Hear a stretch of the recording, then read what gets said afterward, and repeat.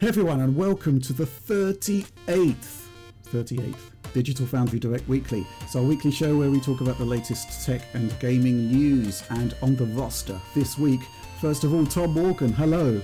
Always a pleasure. Hello. Let's see how long that pleasure will continue. And also joining me, Alex Battaglia. And this time, Rich, the pleasure's all mine. Hey everyone. That sounded almost sinister.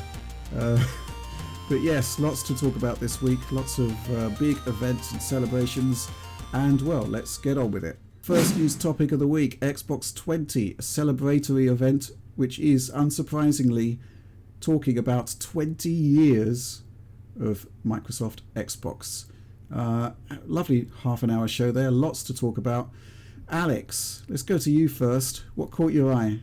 Well, I think the backwards compatibility titles were the first things that I thought about when watching this over, because the Xbox backwards compatibility program has been one of the best things that Microsoft has done in the last decade, I would say, ever since they brought it out on the original Xbox One. It had a rocky launch, I would say, in terms of performance, but then, they changed their testing methodology and all these other things, and they really brought it up into a state where you can finally play a large portion of the Xbox catalog dating back to the original Xbox over 20 years ago. And they just added a whole bunch of titles, 70 new according to the listing here. We haven't had much time to test any of them. I'm pretty sure John has, though. He looked at Ridge Racer. I know that for a fact, as well as Sonic. It's not Colors, was it? The Sonic Colors? No, we had two Xbox releases. Sonic Unleashed upgraded to 720p 60 via backwards compatibility and FPS Boost. But I think the big one that John wants to talk about is Sonic Generations, which has been upgraded to run at native 4K resolution, Series X, 1440p Series S, and 60 frames per second. So, there's kind of like the unicorn that we've been waiting for, which is, basically combining FPS boost with the resolution boost as well. It can be done. There it is. And there were some other titles as well. I did take a passing look at Mirror's Edge, for example.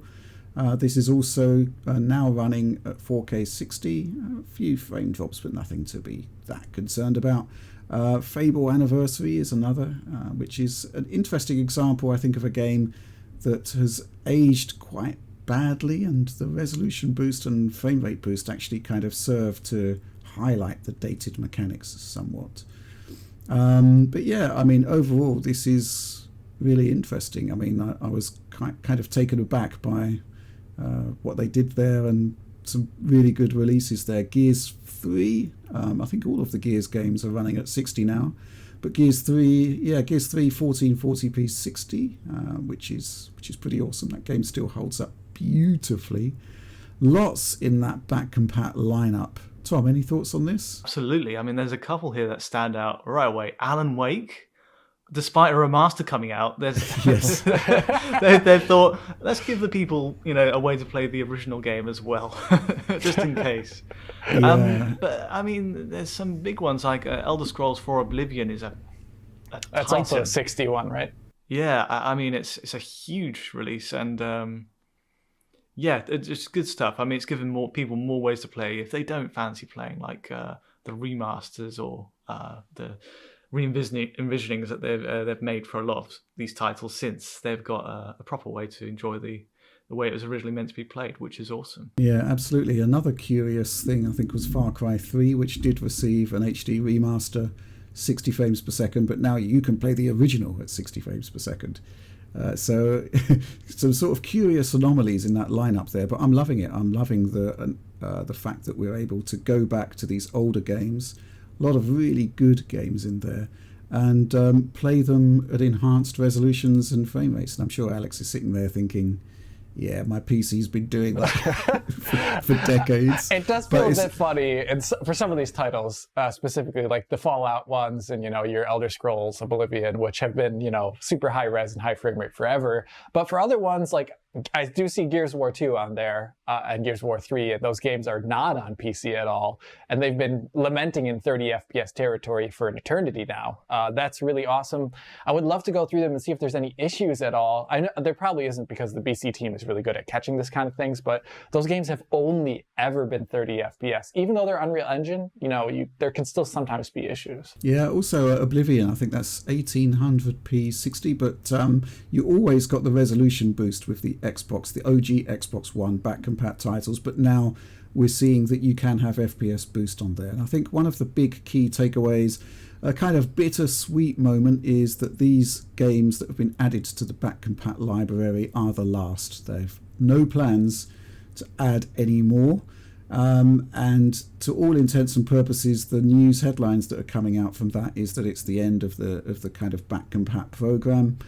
Which is sad, but I don't think there was any announcement that it's the end of the FPS Boost program.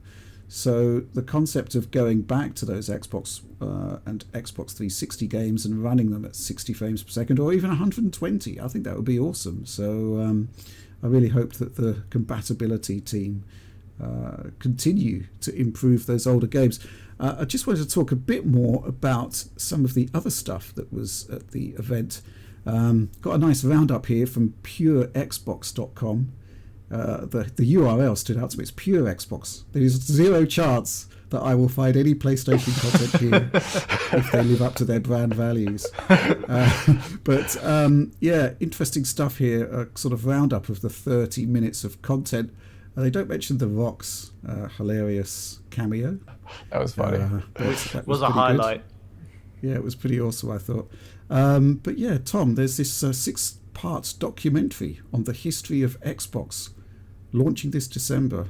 What do you reckon about that? The whole 30-minute presentation made me really nostalgic for Xbox in the weirdest way, because I never thought it'd be possible, but I think it's a real testament to how they've stuck it out since they kicked off with the Xbox 20 years ago, and just kept plugging away until they've found a way to, I don't know, become a giant in the industry.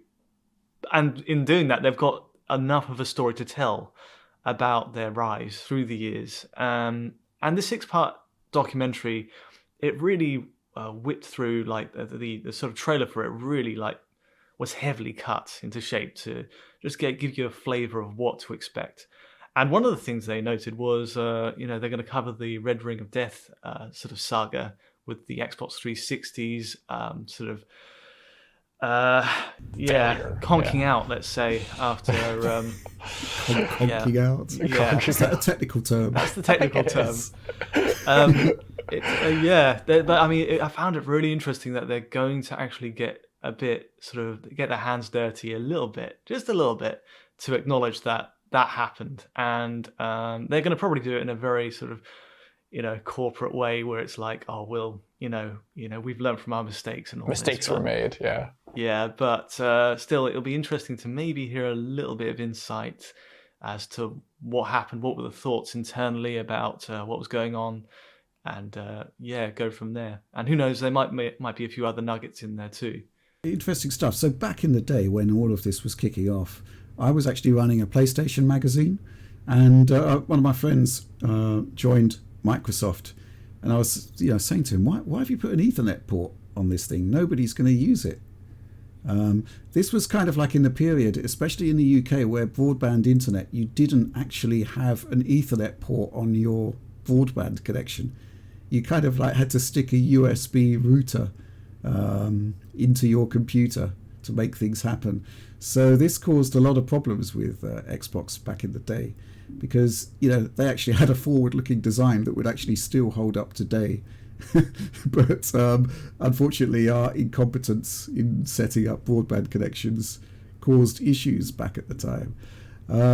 Another sort of hilarious anecdote, and a belated apology to a certain Gary Cutlack. We launched a magazine called Xbox World, and for the first issue we wanted to do Soul Calibur. This was in the days before digital delivery, and we couldn't get the game from Namco, and the way we actually got the game was to put Gary on a flight to Hong Kong. It came out first in the Far East. we put Gary on a flight to Hong Kong, where his visit to this terrific city consisted of leaving the terminal, going to a game shop, buying Soul Calibur, and then returning to the terminal to fly back so we could cover it in the magazine. Oh my God, that's awful. I mean, we've all had sharp turnarounds, but not to Hong Kong. My God. But the funny thing is, of course, that it's a long and storied history with Xbox. There's been a lot of triumphs, a lot of mistakes. Some, quite recently, obviously the Xbox One launch was not what it could have been.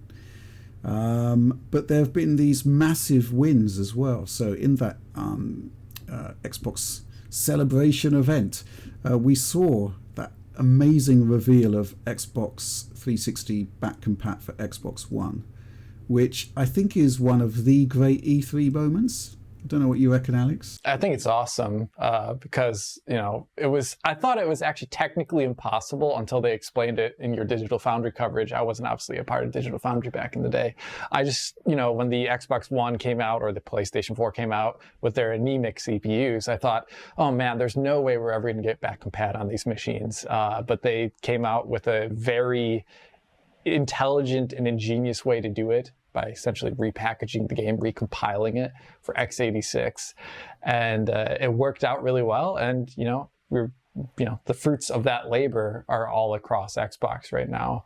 And I just want to say, as a small anecdote regarding Xbox, I think it's a really cool machine, the original one. I've been going back and taking a look at older PCs from PC components from around the time the original Xbox launched, and seeing the graphical output in the year when that came out with the feature set that it had, it's really cool in comparison to PC stuff, where, on PC, the first, shader model, was it at that point in time? It was like 1.3, whatever, their DirectX 8, essentially. That stuff was not exactly easy to come by, and the cards were expensive, and they didn't run necessarily so well. And then you had your Xbox over there putting out these games at, 640 by 480 at a pretty good frame rate. I think the machine was awesome, the original Xbox. It was a really good machine. And that carried into the Xbox 360 generation, less so in the Xbox One. But, we're kind of back in that area now where Xbox seems to have a really heavy technological focus, and it's really good. Yeah, I think you did a tweet the other day, Alex, one of many, but this one resonated, which is that, you were talking about unified memory, hard drive, x86. I often think of the PlayStation 4 as the kind of the blueprint for today's consoles, right? But the original Xbox kind of did all of those things as well, apart from having integrated SoC. That's the only thing, right? Yeah, that's pretty much it, right? It's pretty awesome. It was pretty cool, and it's going full circle because we went from essentially what was a PC repackaged, all to these more exotic designs, and then back to a PC being repackaged now. I kind of like that, large rainbow that we're getting through history there. It just shows how, some designs work the best and they're timeless. And in this case, the PC-like design of the original Xbox turns out to actually be pretty timeless. I always felt the Xbox was such a sort of almost decadent design, because it had all these features which I just never thought I'd use. The Ethernet port you mentioned, Rich, but the hard drive as well was a big part of it, where it was just like, I have no idea how this is going to come in handy. I even put some music CDs on there to listen to. I was thinking, okay, this is awesome, but yeah, you can do it. You can play it in game if you'd like to. And it's just I always remember it for just, pushing something way beyond. That was always the advantage of consoles, but especially in the PS2 days, and then it kind of tapered off. It was always this slight edge on PC in terms of like polishing up an experience and giving you parts at the top end, at least for the first 2 years before PC superseded it.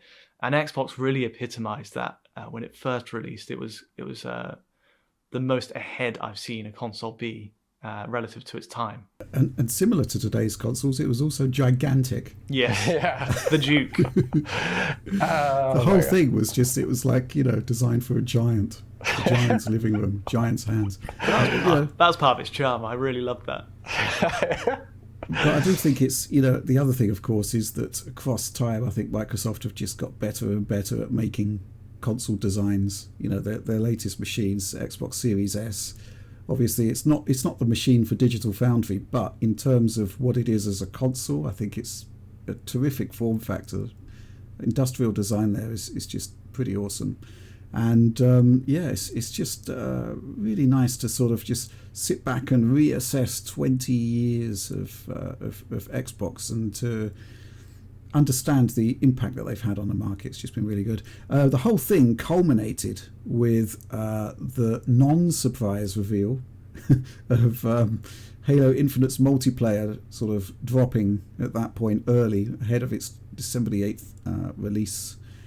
And I think that's probably the best way to end it, right? To sort of finish where you began. I mean, it began with Halo, and at this sort of massive 20th anniversary to actually get the campaign out, not the campaign, the multiplayer mode out there. We'll talk about the campaign in a bit. Phil Spencer, he's been doing a lot of very positive comments and statements recently. Yeah. And obviously there's, on a sort of tangent, there's this whole unfortunate situation happening at Activision at the moment, and he's just come straight out and said it's not acceptable and needs to be addressed. There's the hint that Xbox is going to step in and try to exert some influence there to what extent it can, but also some what you could call crowd-pleasing stuff here about emulation. Alex? This is awesome because usually the corporate side of the industry has been very much so against emulation,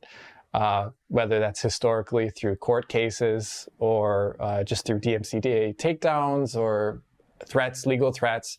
But having the head of Xbox come out and say, we need a industry-wide rethink about emulation to preserve the history of video games, that's extremely positive. I mean, it is Microsoft, it is Xbox. They're probably imagining this also from another angle where we want to emulate everything on our machines as well too. They probably do have that angle there because it is a very positive way to grow your fan base, to grow the amount of available games in your catalog. But at the same time, you have this philosophical side of things where, yeah, we as an industry, we need to embrace it. It's been embraced on PC forever, but in this quasi-legal state, unfortunately, due to the fact it's legal to emulate, it's legal to build emulators, but the distribution platform for games for emulation requires you to legally have your own original analog copy. And that's the part where it kind of falls apart. Emulation on PC, it requires either you to pirate or to have these original copies, and the original copies are scarce. And I think Microsoft, with their push, they could actually probably make a digital marketplace for old games become a reality, because they're already kind of doing it with Xbox right now. You can go and buy older Xbox 360 or original Xbox games on the Xbox Marketplace and emulate them on your Series console, the latest console here now. And I'd hope that's something we can maybe see come of this, so there's no scarcity problem anymore in the emulation scene. Totally agree. Firstly, that there's Microsoft aren't foreign to this idea of keeping alive a legacy sort of catalog, and there's plenty to plumb into. Like the Sega back catalog, there's just too much. They won't get much from like direct competitors like Nintendo, but or Sony, but certainly anything that predates that rivalry, that's all fair game. I think as long as they can get the licenses for these games up and running, it should be good to go. But yeah, it's very promising. The key hurdle here is that if you own an old game, you should be able to play it, right? Whereas to go down this official route, the only way it seems to be happening is to kind of create some kind of monetization scheme to make you buy those old games, which on the one hand is fair enough, but on the other hand, I don't think if you've bought them in the past, you should be paying for them again. So this all comes down to physical media, right? Obviously, things are going to be tricky on cartridges, but potentially even for CDs. I'm not even sure. Can the Xbox play CDs? I don't think the PlayStation can. I think the Xbox can, but not right. Okay. So Series yeah, X, I mean, if the media is readable, then I think it should be able to play it, and I think that should go for older Xbox titles as well. Now, if there's not a way to do that via official emulation baked into the console, then maybe allowing emulators into your ecosystem is the way forward there, which could potentially sort that out. I mean, you can get an official Steam version of RetroArch, right? So that could be the way forward there. But again, just very positive comments there coming from Phil Spencer. So I'm going to be interested to see how they're actioned. But certainly in terms of talking the talk, it's happening, and it's fantastic to see. Elder Scrolls 6 will be appearing only on PC and Xbox consoles. Kind of makes sense, right, Tom? Yeah, I mean, Microsoft did spend an inordinate amount of money on Bethesda. Yeah, I think $7 billion. Yeah, I was just literally typing in, what was it? What's the number? But yeah, it was, they're going to need to recoup those costs. And they need, this game is the biggest flagship release from Bethesda. Arguably, I think this is like the one that everyone associates most closely with the company right now, and it is going to be, shifting units. I think if Microsoft follows on from the way they've set it up recently, they might have like a delayed window where the exclusivity goes out the window, say maybe 2-3 years down the line. It's possible, but I could also see them just keeping a hold of it for as long as they'd like, just to sell Xbox units. Yeah, I mean, the number one argument against this or against total exclusivity is basically, there's going to be X million of PS5 owners out there. Microsoft are basically leaving money on the table there, and I do see an argument to that. But at the same time, I do think in terms of wider strategic goals for Microsoft, it is about enhancing their own platform, which is no longer just about a console. I think they've done an excellent job of, still a work in progress job, but an excellent job overall of transitioning Xbox from being a brand that's about black and white boxes in your living room to actually being a more wider global platform that does encompass PC. Do you have any thoughts about this, Alex, about this whole concept of exclusivity for Elder Scrolls 6? It was originally that way with Oblivion back in the day, right? And it was also technically for Morrowind before that too. So it's, once again, going full circle here. But the thing that I think is interesting about it from a technical perspective is that I think we may see some good synergy with Elder Scrolls 6 being on PC and Xbox only for modding reasons, because these series of games in the past have been very open and friendly for modding. And you've been able to actually, with Skyrim, especially on console, on Xbox specifically, utilize mods, but that was after the game's initial launch, not in the Xbox 360 version. But this time around, I think because they're focusing wholly and solely on these two platforms, they can actually perhaps have a day and date launch for consoles as well too, and the ability to have mods running there, which I would really look forward to, because that's these games come out and I'm not a big fan of them always, but mods can bring them into a new and special place, and it'd be really cool to see that on console. And it looks as though, I think something which has heartened me about Microsoft moving more, embracing PC sort of a bit more openly, is that these titles, they may well be exclusive to their platform, but they are putting them out on Steam, That's which I nice. think is a big move. And certainly in the here and now, where we talked about it last week, where the Games Pass portal is not really up to scratch. Last week, Alex, we were berating you for not remembering that it's called Game Pass, but instead of your Games Pass. But I've been thinking about it. It's not as if Netflix is Netflix. Yeah. Is it? So maybe it is the right route forward. Okay, look, let's move on. Interesting news this week from Nvidia. they have basically launched a new upscaling algorithm, or relaunched and repackaged an existing upscaling algorithm, presumably in response to Fidelity Effects super resolution. They've also unleashed a new image comparison tool called iCat. And we had the presentation, Alex. We haven't really discussed, we didn't do any content on NVIDIA image scaling. I think for the same reason we don't really focus that much on FSR, which is to say that it's an upscaler. I mean, okay, fair enough, but it's not particularly thrilling. It's not state-of-the-art technology.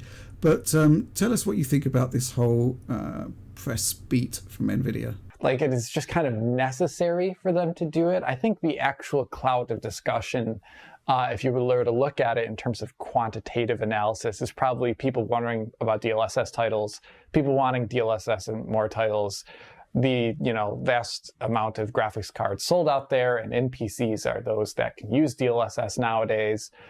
I think that's actually where the money lies and where the interesting things are. This feels almost like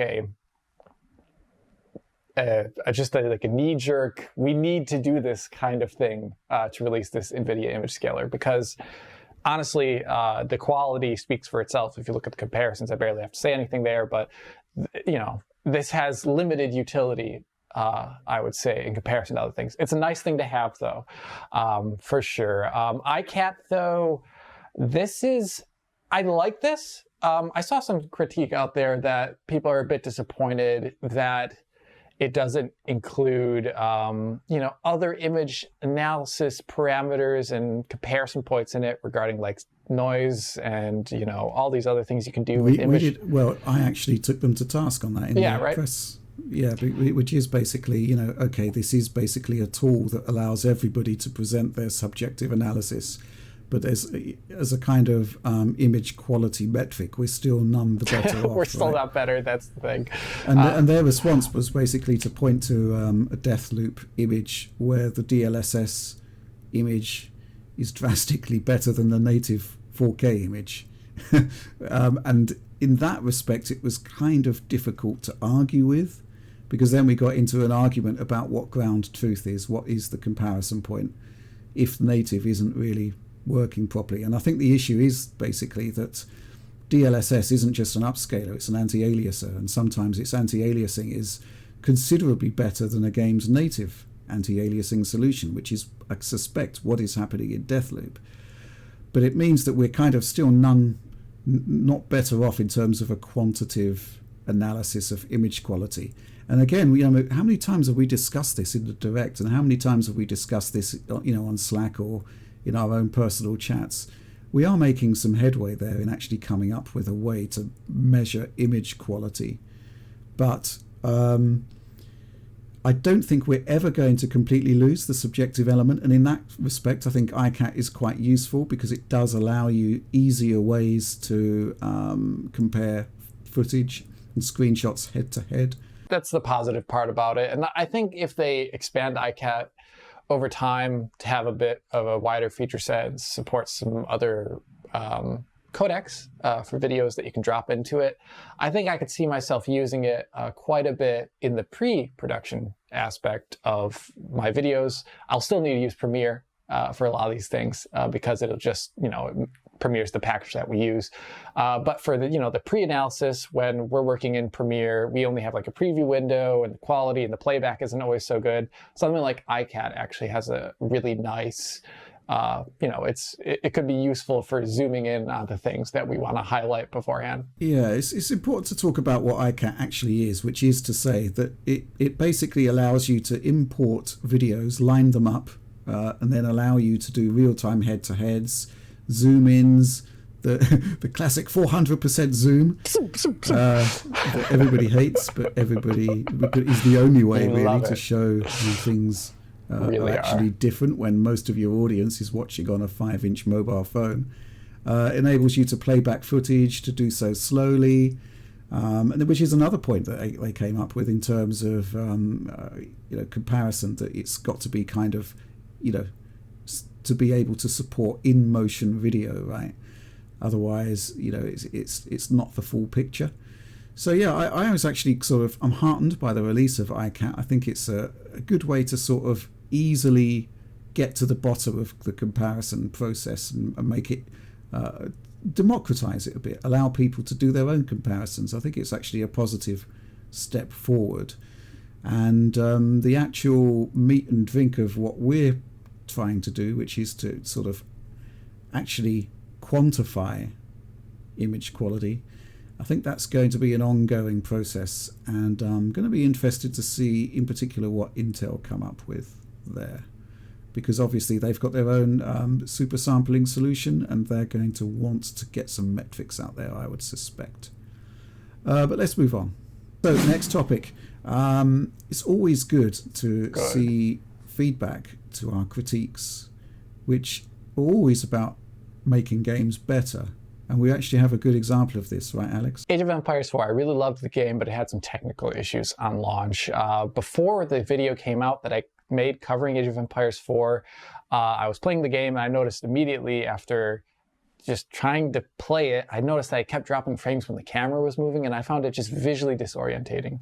And the reason for that was after I sent an email off to Microsoft, through Microsoft to Relic, they got back to me and they said, okay, so when the camera moves, the way our texture paging works, essentially we're just drawing really heavily from the GPU there, and it's overloading the GPU at this one moment when you move the camera. So every single time the camera move, I'm going to only show this briefly on screen because apparently it made people sick in my video, according to the comments. So Audie, just briefly show this, where when you move the camera, the frame rate would almost go down by half. The frame time would double, more or less, and it would flatline. It was pretty brutal looking. Now, though, due to this feedback before release, and due to the fact that I'm pretty sure the fact that we could highlight it so well in a technical way, other people could latch onto it and give their feedback to Relic and Microsoft. This is now, as you can see in this footage here, when I'm moving the camera around, the frame rate barely dips. Frame times are barely affected. It's running at like 140 FPS here, a full tick at 4K on a 3090. It's pretty brutal. It's awesome. So this is really good feedback to see. I love seeing it when game developers look at our content and community feedback and actually change something about a game. Yeah, I think this is an important point actually, Alex, because a lot of people sort of respond to our critiques as sort of baseless criticism of a game, nitpicking, as it were.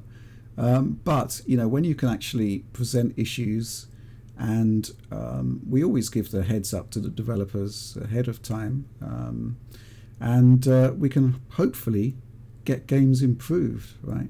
This isn't a negative situation. It's about highlighting stuff that could be improved and getting that feedback to the developers and making the games better. And I'm just really happy to see that this has been improved.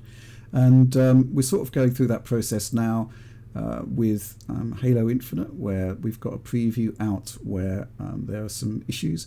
I mean, in that case, the issues are fundamentally not really anything new, because we saw them in the multiplayer element, right? Yeah, that's basically that the animations are not synchronizing with frame rate, which basically causes judder, which just it looks odd. It's kind of curious in the case of Halo, because it looks as though actual rendering performance is pretty sound overall on good. Xbox Yeah, Series. it looks good. That was the surprising thing. Yeah, it's just in the presentation, right? And fingers crossed that they can fix that one too. But yeah, interesting, good stuff. Let's move on to our next topic. Alex, again. Oh my! You've Alex. really yes, you've populated the sheet this week. But I'm going to come to you again to talk about the patch for Hellblade on PC, which on the face of it adds the ray tracing features that we saw in the consoles, and also bolts on DLSS, which is fantastic. Now, my question to you, is it just the Xbox Series feature set? Is there anything new added apart from DLSS? And what do you think of this patch overall? Reflections were on the Xbox. I don't believe shadows were, though. So that was something in the new version on PC. It's unlocked on the very on the high ray tracing setting. There's 3 settings. Low is reflections. Medium is reflections, and I'm going to send Audie some footage here. I actually don't think they look very different between low and medium. It's very curious. The actual difference is very small, and this like just like weird little things, and I'm not sure what the technical differences are actually between low and medium. I had a really hard time deciding what that was. But high adds in ray trace shadows, and that's really about it. DLSS is obviously really welcome. To get it up and running, they obviously had to like import the plugin there and probably update their version of Unreal Engine as well too. So maybe it wasn't completely trivial, but them adding in these extra features, I think this is one of those issues that I've seen before with Unreal Engine titles where developers, they have this great feature set of ray tracing stuff that they can do, but they don't necessarily consider the artistic ramifications of what they are already doing in the game. So a game like Senua's, this is called Senua's Sacrifice, right? Hellblade Sacrifice. Saga's the next one. I don't want to mess that up. Hellblade on PC and Xbox is using, for their vegetation, for example, it's to make it move and sway around, they use vertex animations. And now vertex animations can be represented very well in a shadow map. So you can have the shadows move really well in a shadow map from vegetation. But in ray tracing, it's tracing against geometry and triangles. And it doesn't have really a good sense, actually, of what's happening with this vertex animation. So by default, actually, in Unreal Engine, if you have vegetation, it won't necessarily be shadow casting when you turn on ray trace shadows. You need a special branch, actually, to do that of Unreal Engine. So if you turn on ray trace shadows in this game on PC, you're going to be missing a lot of shadow maps or shadows that all come from vegetation and only have screen space shadows. And that's not too awesome. I think that's a mistake. The ray tracing shadows do help out other areas of the game, but you know, I find it just like they could have done that differently, better, or maybe chosen a different ray tracing technique, like ray trace ambient occlusion.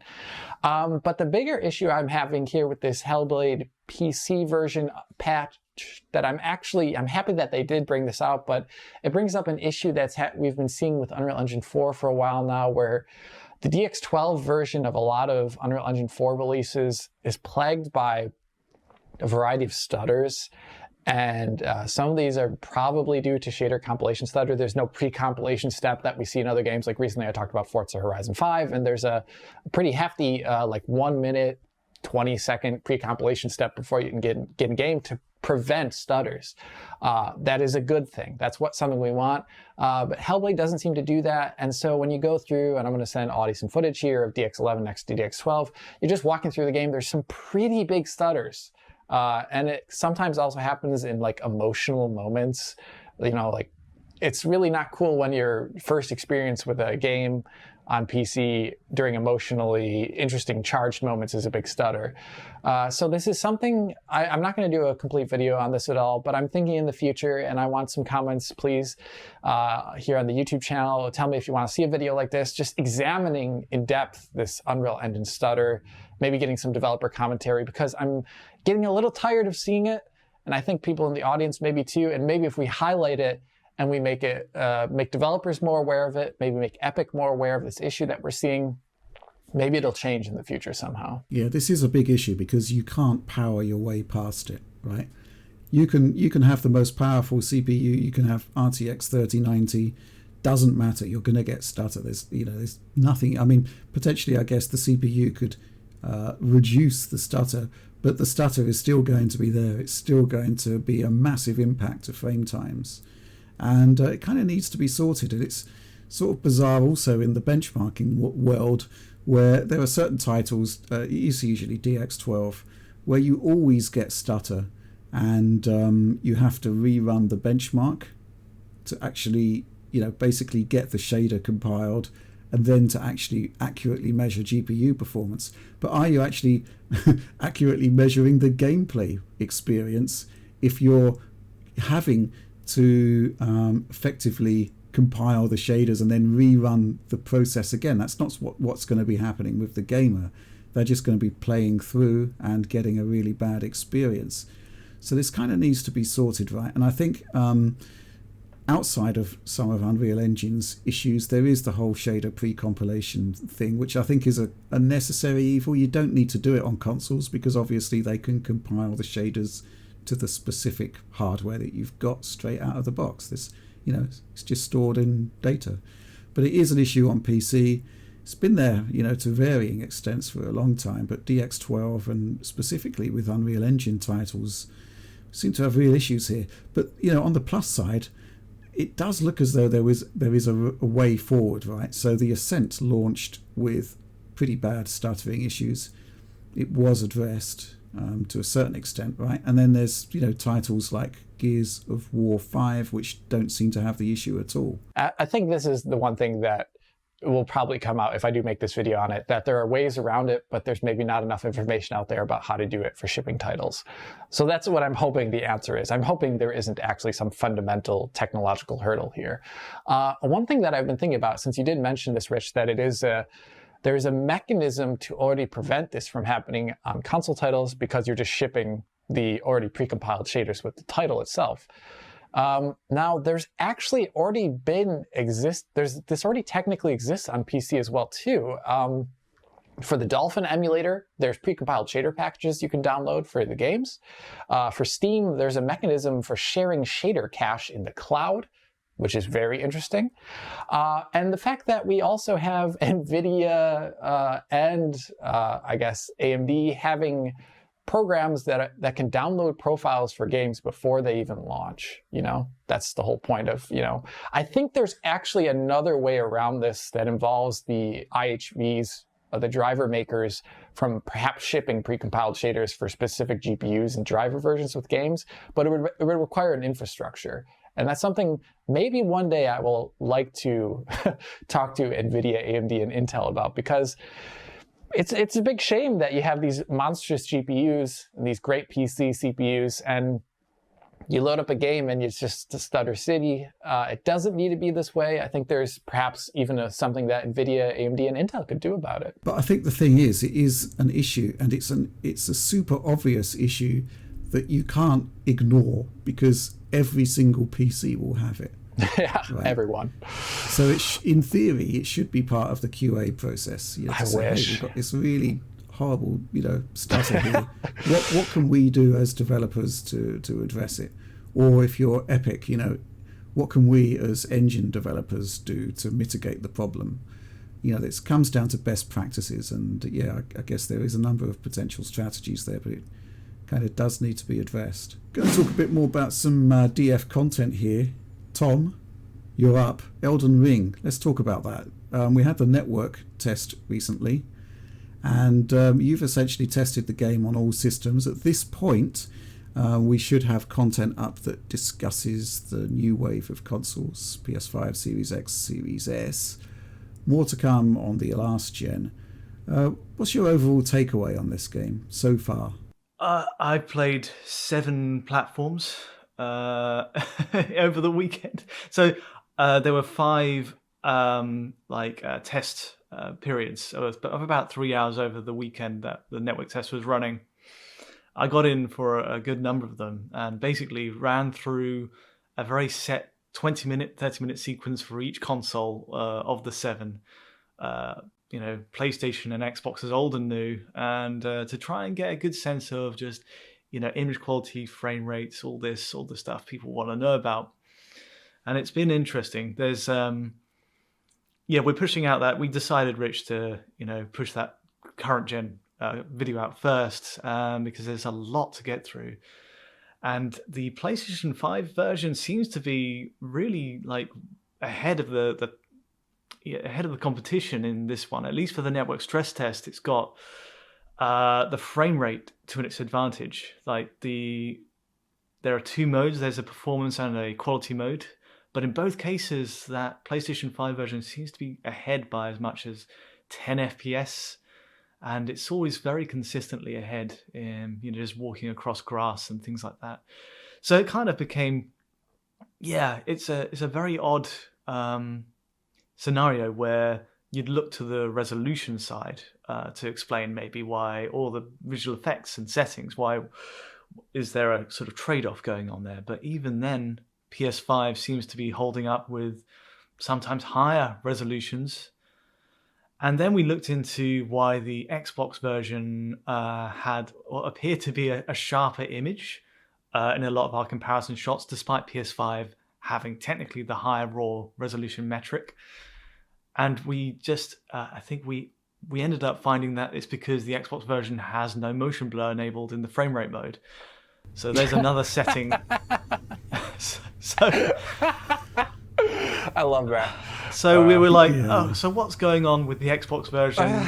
Let's put it down to likely it's just an early test. I mean, the loading times are halved on PS5 as well when you're fast traveling between areas and when you obviously have to respawn because you're going to die a lot. It's a Souls-like game. You can expect to die an awful lot.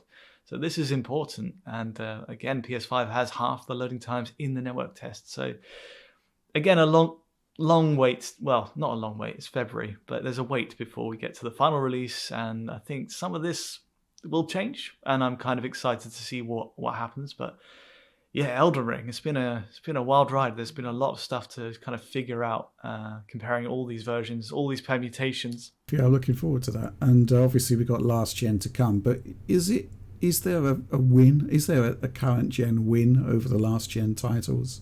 Is there an actual sort of palpable advantage beyond resolution and frame rate? I wish I could say yes, but there is obviously frame rate, resolution. There's better grass. See, this is the thing. Like, so we're still in cross-gen city, really, aren't we? Yeah, that's it. But it is a new From Software game, and therefore it is exciting. Yeah, exactly. This feels like the Dark Souls 3 sort of. Well, it feels like Dark Souls 4 with an open world, and being cross-gen, you can really see how that scales across all 7 platforms. Xbox One. We're going to do like the video on this later, but the base Xbox One is the most fascinating, like bottom tier release I've seen in a while. I was telling you about this, Rich, but the enemies, they kind of update at half the frame rate. The game runs at 30 FPS, but the enemies, even about, say, 5 virtual meters away, will be swinging their swords about 15 frames per second. So it looks like a Ray Harryhausen animation. I love that, though. That's great. Tom, wow. I've got a question for you, Tom. Is there actually any version that is a real 60 FPS? Because From Software, they release games, man, but they're not a steady frame rate. They're unlocked for reasons unknown. Is there any version that is actually 60 FPS, like a real 60? There is only one way. Right now in the network test, then that's to play the PS4 app, the PS4 Pro app on a PlayStation 5. If you play the PS5 version as it appears with the white logo on the menus, it's not going to run at 60 FPS no matter what you do. So yeah, run the PS4 Pro app and you'll see what I mean. Maybe that'll be cleared up by the final release, but I do doubt it'll 100% solve it. So yeah, there is a workaround, but you lose the nice quality, higher density grass. You lose the higher resolution PS5 pushes, but that's your trade. I kind of am sort of curious about this whole phenomena of PS4 games being locked to 60 on PS5 and the PS5 versions not doing that. I think fundamentally a lot of this is going to come down to hopefully just tighter optimizations and a tighter focus on those specific platforms, but also the VRR support for PlayStation 5, which basically makes a lot of these issues go away. Hopefully they can to expedite that.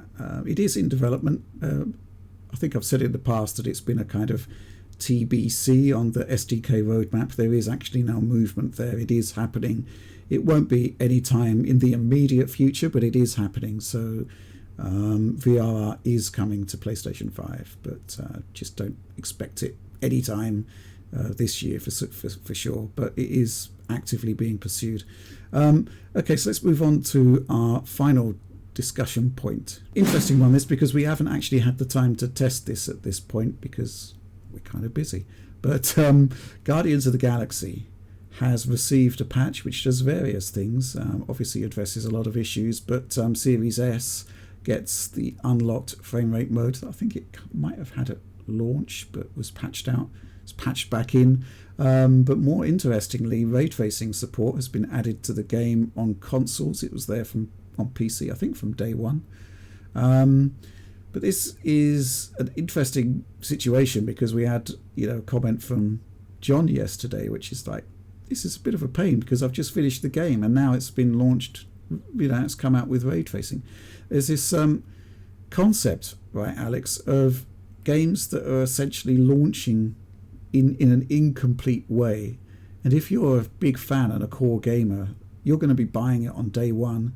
And then, literally within weeks, you could be getting a better experience. That isn't right. Yeah, it isn't cool. We're seeing it here with this game on console. We saw it before that with Deathloop, where if you played that initial version of Deathloop on PC specifically, it's like stuttering and you're like, oh no. Camera stuttering, I should say. Then Halo Infinite is going to be launching without campaign co-op, without ray tracing, without a whole bunch of features. It's just, I do wonder what the rush is to get a game out, where in 2 to 3 weeks' time it'll be in a much better place. I do wonder what exactly is the drive from the publishing angle to get the game out so quickly. I suspect it's financials, right? If you think about, let's say developer A has 750 people on staff. I mean, that is actually super top end. But if you think about just a month's worth of salary for those people, it's going to be millions of dollars, right? So, I guess there's financial projections. There's also the best time to release a game. You kind of want to get your game out when it can have some time to itself, possibly. There's a lot of reasons as to why games have to launch at specific times. And I think this concept of feature creep, stuff that should have been there at launch but won't be, it's a bit problematic because, especially in a case of a game like Guardians where it needed that extra time for polish. And it was a game that was already really beautiful, but ray tracing, in theory, again, we haven't looked at it, certainly made a big difference on PC, right, Alex? I mean, it should have been there at launch. It is confusing why it wasn't there at launch because, like you said, it was there on PC, and this game had been shown off before quite often in its 30 FPS mode, and even Tom's coverage of it, when you looked at that like Series S version, something just didn't seem right with the scaling there.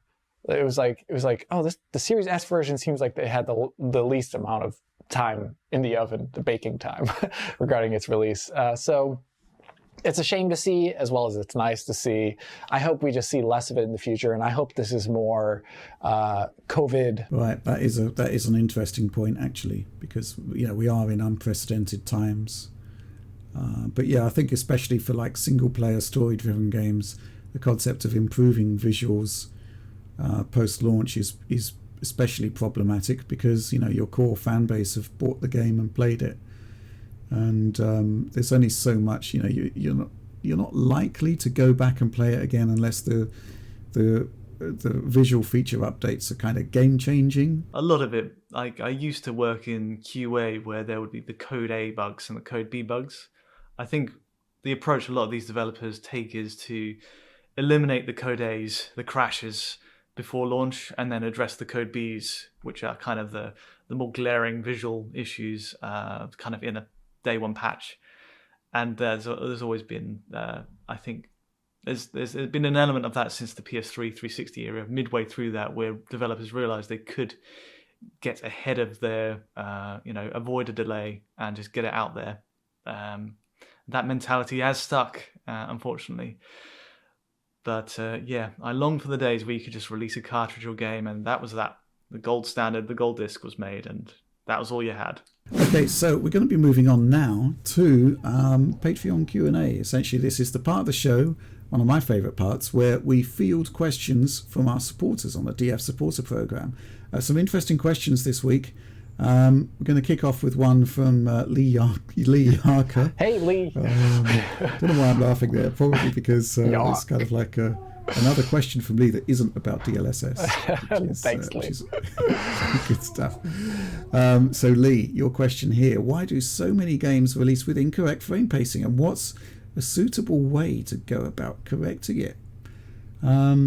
Interesting one, right, Alex? From the PC perspective, games release with it because they're using their own internal frame metric deciding option. And I'll use the classic example of CryEngine pre-Rise, where CryEngine pre-Rise, its frame rate rounder was just rounding to like the wrong integer number at the end. So you get 31 FPS instead of 30. You know, that's like an issue. On PC, there's an API, of course. You can literally just call half refresh rate VSync from DirectX, by the way. It doesn't necessarily need to be from the Nvidia or AMD driver. A lot of devs do not necessarily do it, though. I know it's done in some games like Metro Exodus, where no matter your hardware, they have a perfect half refresh rate VSync in the option. Same with other games, like a lot of the recent Ubisoft titles have had it, which I really liked. But on the console side, I actually don't know how things are done there. And we do see it there more often than I would like sometimes, but sometimes it's also limited, I think, for just hardware performance reasons. We had commentary when John looked at, what was it, Doom 2016 as well as Doom Eternal. You got developer commentary there regarding the Switch version about how incorrect frame pacing could happen in that version due to general system load being too high. It was just like the system could not necessarily keep up with proper frame pacing. This is true. This is also the reason for Halo 3's pockets of bad frame pacing on Xbox 360, because I think I've said this in the past, but it doesn't happen on the back compat version on Xbox One, and the reason why is because they've got a lot more GPU power, so it never encounters those issues, and that was confirmed by the back compat team. So that is definitely a reason. You know, we got two solid examples there. I think we need to talk about incorrect frame pacing meaning different things on different scenarios. In PC, I guess when it was originally sort of touted as an issue, it was with multi-GPU SLI and Crossfire systems, where I think it's basically each GPU alternately creates a frame to double performance, or theoretically double performance, but actual delivery of those frames was being done in a inconsistent manner that could also grossly distort frame rate metrics versus the actual experience. So that's one example of incorrect frame pacing. The sort of rendition of it that we discuss is essentially usually 30 FPS games running on console with VSync enabled, where you aren't getting a new frame every 33 milliseconds. They're being inconsistently delivered at 16, 33 or 50, and it just looks bad. Actually, you know, really bad frame pacing actually looks a lot worse than 30 frames per second. You think the game isn't actually functioning correctly. So we have one scenario here where it's the lack of GPU power, the game is hitting the limits, and then we sort of lose that synchronization. Another situation is in the From Software games, the engine, based on information from Lance McDonald with his Bloodborne patch, the information that we have there is that the game is hard-coded to put out 30 frames per second, but it is in no relation to how the screen updates. So its target is to produce 30 frames per second, and it doesn't really matter, or it doesn't really pay any attention to synchronizing that with the display. So that's another reason. There's a lot of, I'm assuming it's just a synchronization issue. I think back in the day when there was the first Destiny beta test, that had frame pacing issues, and I believe Bungie were talking about they had challenges fixing that because they wanted low latency. So that's potentially another issue there. And I think another potential one is simply that middleware, for example Unreal Engine, may not solve this at the sort of base rendering level, but that is now fixed in Unreal. Yeah, I mean, it has been fixed, but we still see things like GTA 3 Definitive Edition, where we see inconsistent frame pacing there. So the answer to Lee's question, basically the developer has to take a look at it and come up with their own solution for whatever the circumstances are that are causing it, I guess. In terms of actually identifying it, I mean, I've seen a lot of developer debug screens at this point, and they measure performance in the moment, but they don't measure historical performance, and they don't tend to have frame time graphs, and that is a problem. I think they might be passing through QA because unless you have a video capture tool with graphing facilities like we've got, it's essentially going to be something that you don't have any sort of quantifiable data for. You've got to eyeball it. But it is a problem that needs to be addressed, and it shouldn't be a problem because going all the way back to Ridge Racer 1 on PlayStation 1, perfect 30 frames per second, consistent frame pacing. So in theory, it should not be that difficult, but for whatever reason it is. But fingers crossed. Dark Souls is the classic one. A lot of people go to Bloodborne. I think it took there was a time where we didn't have the frame time readings on our GUI on our frame rate graphs, and we didn't know why. I mean, Dark Souls looked ostensibly like a flat 30 FPS line, and then you add the frame time graph and you realize, oh, actually that's why it's not so smooth despite the 30. But yeah, it is interesting, and hopefully games like Bloodborne and Dark Souls, hopefully they can be solved someday too. Let's move on to the next question. It's actually two questions. I'm going to read them both because they're related and almost entirely contradictory. But let's get on with it. First question from Neon5. We generally don't do this, but is it about time we start comparing xCloud versions of games as well? The reason I ask is that I've played Halo Infinite on xCloud with Razer Kishi. This is kind of like controllers for a mobile. And they have done something with the latency. It feels near native. Do we have any idea how they are pulling this off? Orion from id Tech in play or something? That's his question. The question from Decathlon here.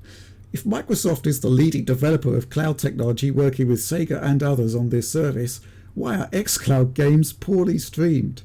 I know there are lots of factors to include, but hardwired gigabit internet with high upload speeds can barely run simple games without heavy pixelmation. I like that word. I think it means pixelation. Pixelmation. FPS games are out of the question, and the ascent resolution is lower than the retro PC time capsule Alex is building. You should try running the Ascent on your retro PC. I'm going to do it. Yeah. What is going on with this service? And why does it suck? Well, I've got some theories about this, but Tom, what do you reckon? You just did this huge thing on Parsec, which covered a whole bunch of streaming services. So what's going on here? How can we have two such opposing views? Oh, God, it really depends. There's so many factors with cloud gaming, and that might be fundamentally the crux of why it's hard to recommend for everybody. But being closer to a data center, wherever they're placed, will help hugely. Wherever the Microsoft servers are for xCloud gaming, that's going to give you a big boon in latency.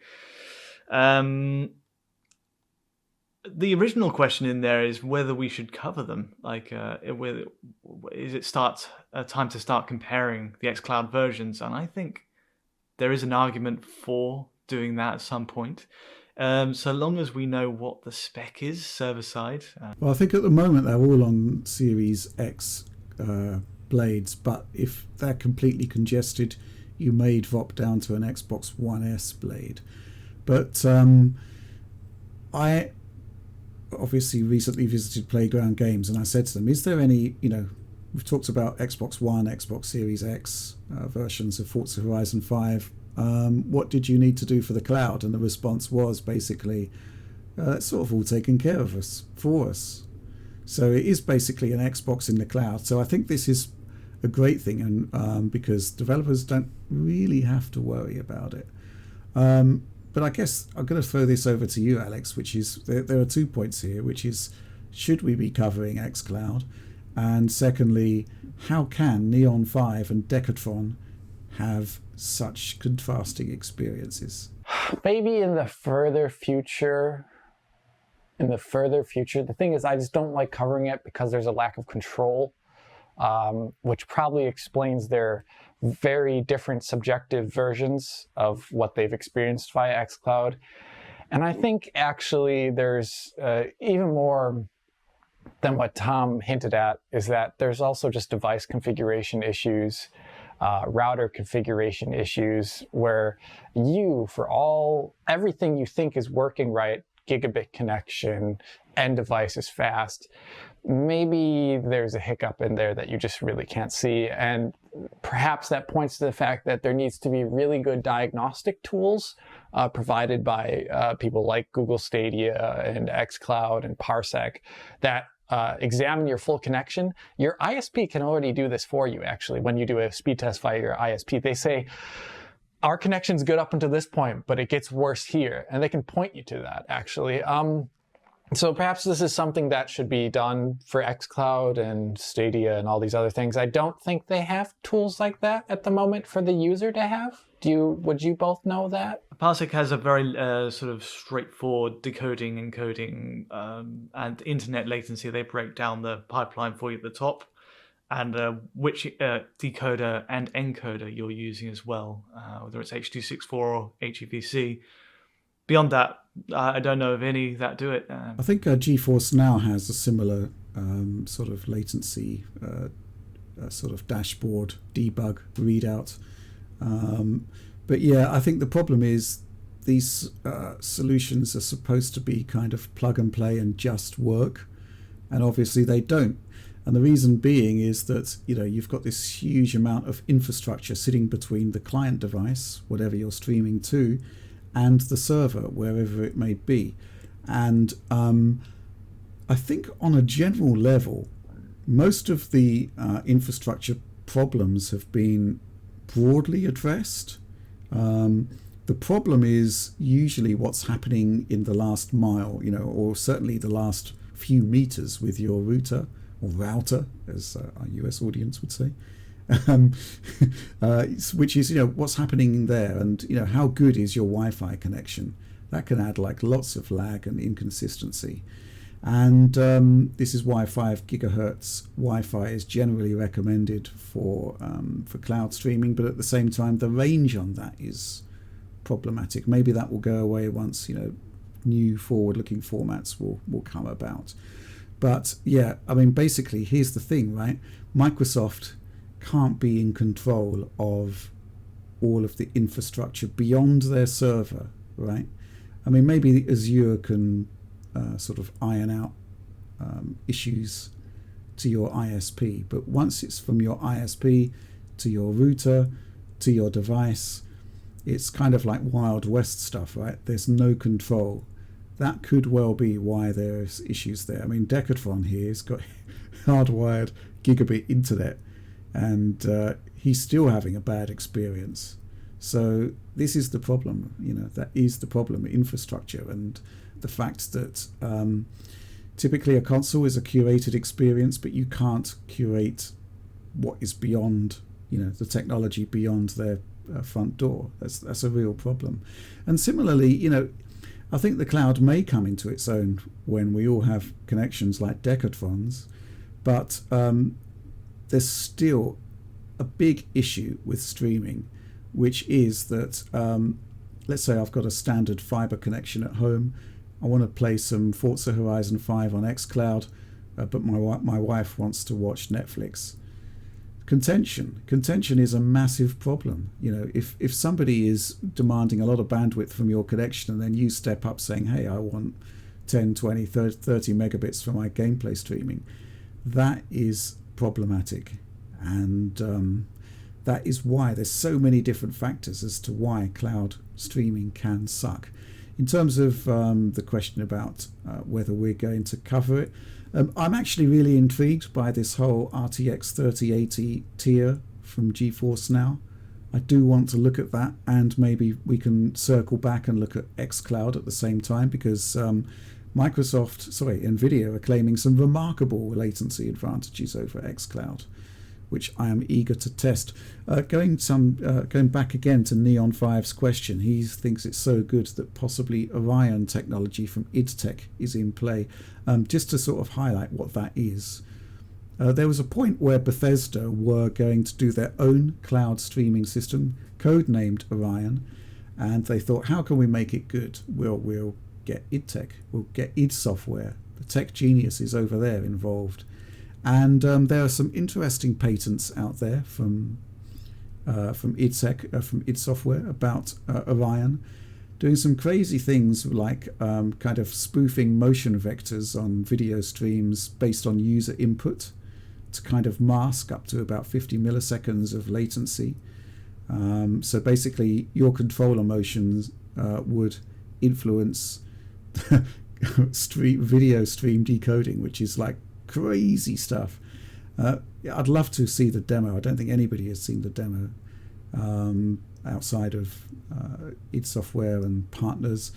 I'd love to see that. I'd love to see whether it's possible. I mean, we've seen Google were roundly berated for their claims about zero latency gaming and new technologies that would enable that.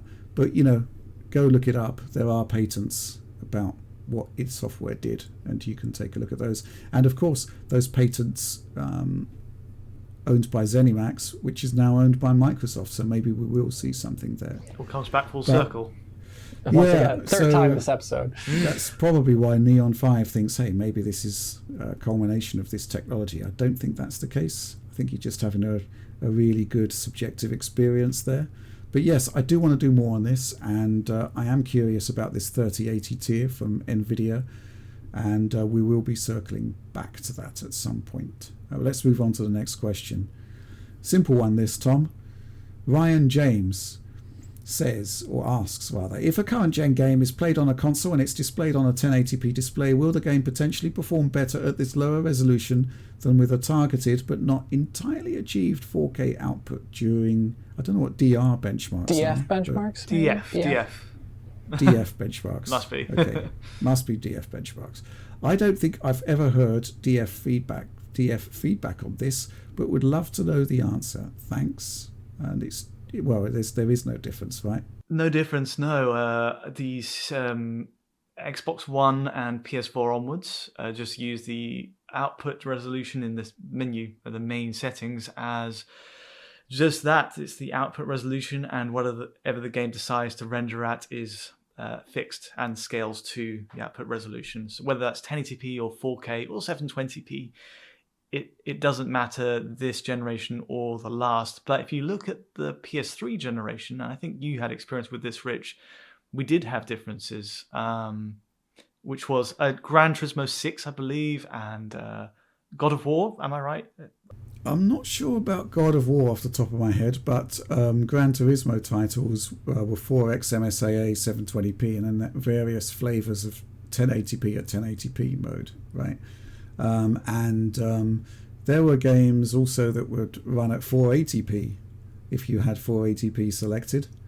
So that, yeah, I think the outlier in terms of Xbox One onwards is PS4 Pro, where if you did select 1080p, there were games that had modes that were only available by selecting 1080p on the dashboard, for which was hugely problematic because it basically locked people out of performance modes depending on what display they had attached, and there was no signposting of those modes if you did have a screen that was capable of both, like 4K or whatever. So that was why they added that system level super sampling feature, but that is the exception. In the current generation, maybe I'm wrong, maybe we just haven't tested enough, but so far nothing we've seen suggests that running a game that targets 4K at 1080p will result in anything other than downscaled, super sampled image, and I think that's the way forward. Anything to add on that, Alex? I'm just the only thing I'm thinking about is back compat PS4 Pro games on PS5 may still have that same behavior. I don't know. I suspect they would still do the 1080p 2160p switch depending on your system level setting, right? I guess that's something we should look at, really. But yeah, that would kind of makes sense. Next question, and I'm very, very sorry about the pronunciation. Satyajit Roy. Sorry, I'm so sorry. Alex, one for you, I think. UE4 DX12 HDR doesn't always work on PC. Clips highlights, high contrast image, but DX11 HDR works. Example, Mortal Shell, the medium, etc. Is there any way a user could fix this? Have you encountered this issue? No, I have not, but I have not been doing a lot of HDR testing recently, so I'm a bit out of the scene. So two things I would recommend is to look into using Unreal Engine Unlocker and see. There's a website on the internet, it's like I don't know what it is. You can just Google Unreal Engine 4 console commands, and there's a website that has a repository of every single one that's searchable. And what I would try on your end is to use Unreal Engine Unlocker, use this website to find any of the commands related to HDR, and see if you can play around with them at all.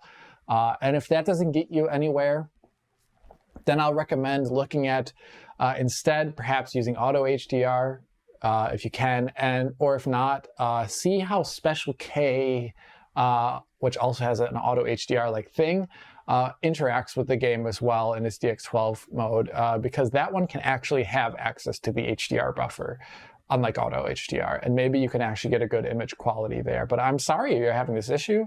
I have not looked into it in a while, and maybe this will be something that I look into in the future. I think the website you might have been referring to is digilanda.libero.it. That's it. It's exactly it. I mean, there's this modern technology called Google. It's phenomenal.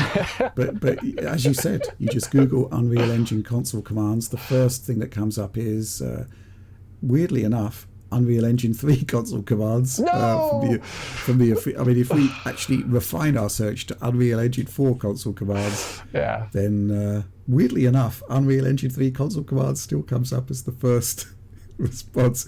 But go down a bit, and the second result is digilanda.libero.it. So yes, Unreal Engine 4 Unlocker, which is a fascinating tool, and good stuff. Okay, so yeah, let's move on. Oh my word. Question here from Kyle Zayna. With the limited Zayna. With the limited availability of PlayStation and Xbox consoles continuing for the foreseeable future, do you think this will lead to both companies having nearly equal amounts of consoles sold throughout this generation? And if so, do you think this would influence game development going through this generation? I do have to take issue with this, because the sales data we have does suggest that PlayStation has more units out there than Xbox. It's difficult to say for sure because Microsoft doesn't release sales data, but I'm pretty sure that is the case. First question is definitely a no. I don't think it's going to affect the parity in sales. I think there's going to be, if people are going to buy a PlayStation, they're going to buy one when the time comes that they can buy one. The development side, though, I do think that this situation has influenced it, and certainly looking at, discussing cross-gen games like Elden Ring and Guardians of the Galaxy, we're seeing a knock-on effect with how perhaps some games will be more inclined to be a cross-gen project than they would otherwise have been if they had sold gangbusters with a lot of these components being available for production. But yeah, I think, that's an unfortunate situation that we can't really, get around. These companies have to recoup costs, and they have to develop for the number of people that will be buying the console outside of, I suppose the exception would be first-party games where there's a vested interest in actually making something enticing exclusively for a PS5. But I do think so. No, I don't think companies will have an equal amount of consoles sold as a result. But yes, game development is being influenced, sadly. In regards to maybe what another thing that the person here was perhaps referencing was whether or not the amount of Xbox Series consoles being equal to the amount of PlayStation 5 consoles will have an effect on the version differences we see between future games.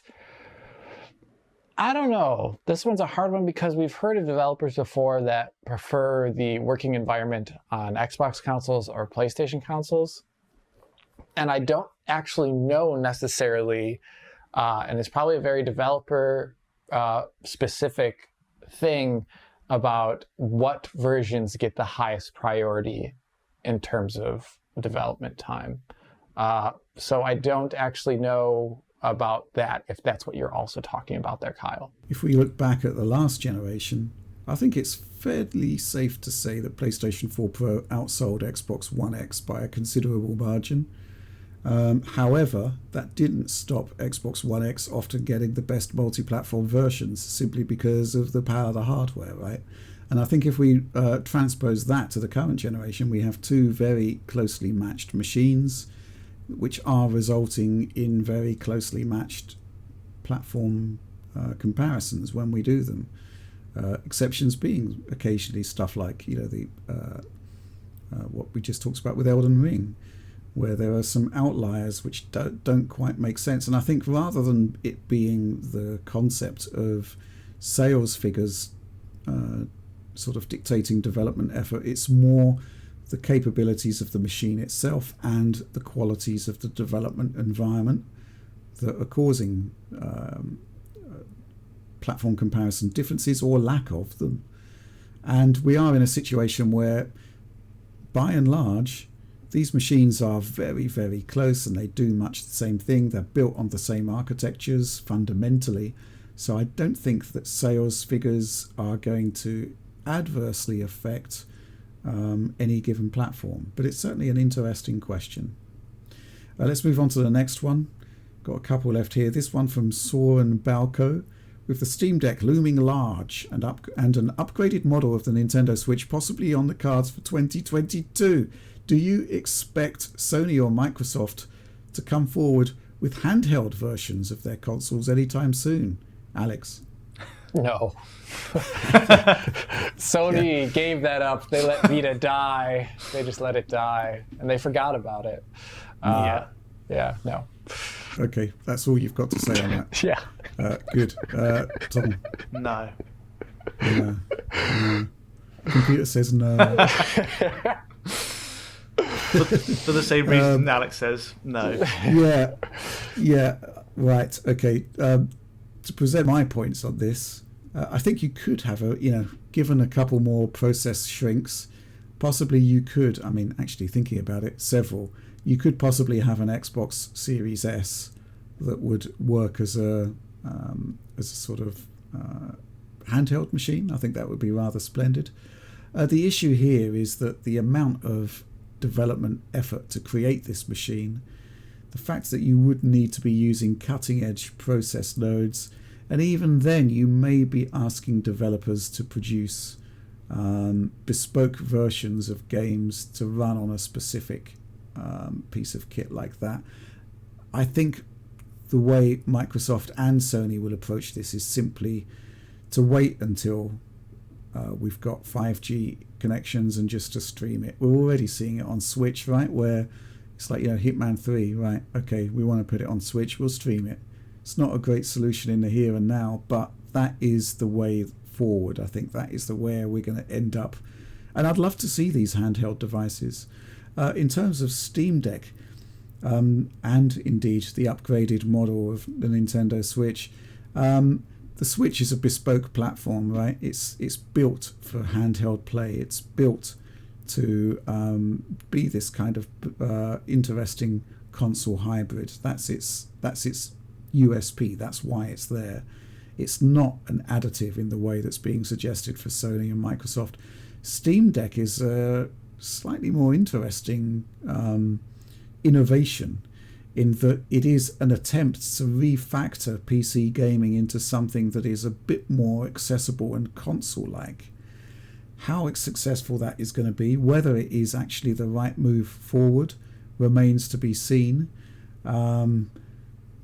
But yeah, I don't think either of those models will cause any kind of rethink from Microsoft and Sony. They're on the path that they're on, and Valve and Microsoft have got their own ideas. And that's it. Final question, really simple one this. Joe Tanko. I'm having real reading problems today, and I must apologise for that. I can't read the name Joe. It's Joe. Okay. Joe Tanko. His question: at Tom, recommend me somewhere to eat in Brighton.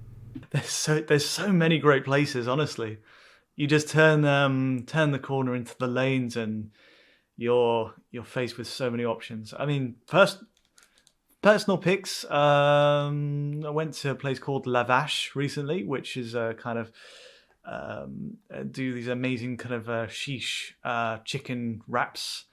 And they're incredible. They're oven baked bread wrapped and with chicken and salad, and just amazing. And there's another place I recently got into because I want to support a healthy diet where I can. It's called Love Fit, which does a really good sort of salad. I think it's a super nutty salad with sort of pomegranate seeds, blueberries, feta cheese, couscous, hazelnuts, and you can add chicken on the top if you that way inclined as well. That'll go really well with a gym workout. Sorry, very very on the nose answers there, but yeah, it's good. Those are genuine responses. Those are two that I will recommend highly. The somewhat bizarre end to this week's DF Direct Weekly. I'm sure Alex could sort of recommend some fascinating Berlin discotheques. I got a couple up my sleeve here. Please don't. But that's all from us for now. So thanks so much to Alex and Tom for joining me on this one.